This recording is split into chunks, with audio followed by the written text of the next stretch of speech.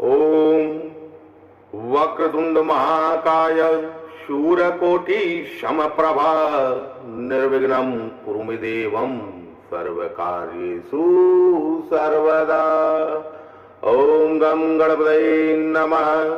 नमस्कार साधकों, आपका स्वागत है ब्रह्म विद्या ज्योतिष में। आज हम जानेंगे तंत्र साधना के एक अत्यंत गूढ़ और रहस्यमय विषय उच्चिष्ट देवी देवताओं के बारे में। यह ज्ञान केवल जानकारी के उद्देश्य से प्रस्तुत किया जा रहा है।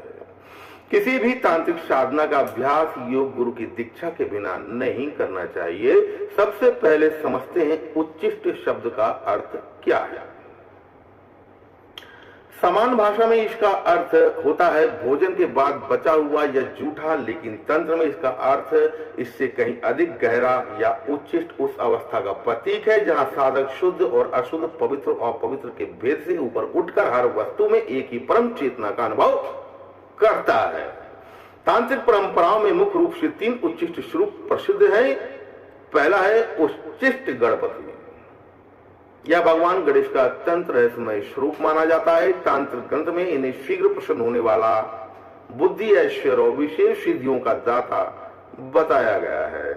दूसरा स्वरूप है उच्चिष्ट तारा, उच्चिष्ट चंडालिनी। यह महाविद्या तारा का उग्र और रहस्यमय स्वरूप है जो साधक को भय, अज्ञान और मानसिक बंधनों से मुक्त करने वाली शक्ति मानी जाती है।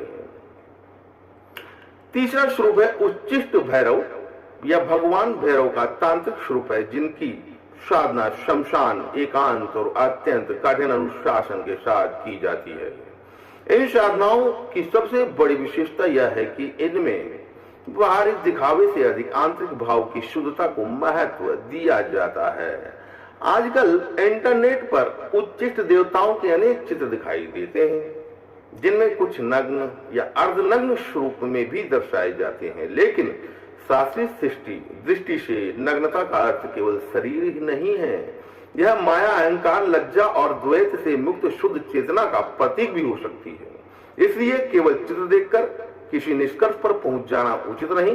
तंत्र ग्रंथों में इन साधनाओं को अत्यंत गोपनीय बताया गया है। योग गुरु की दीक्षा, नियम और संरक्षण के बिना इनका अभ्यास करना उचित नहीं है साधकों।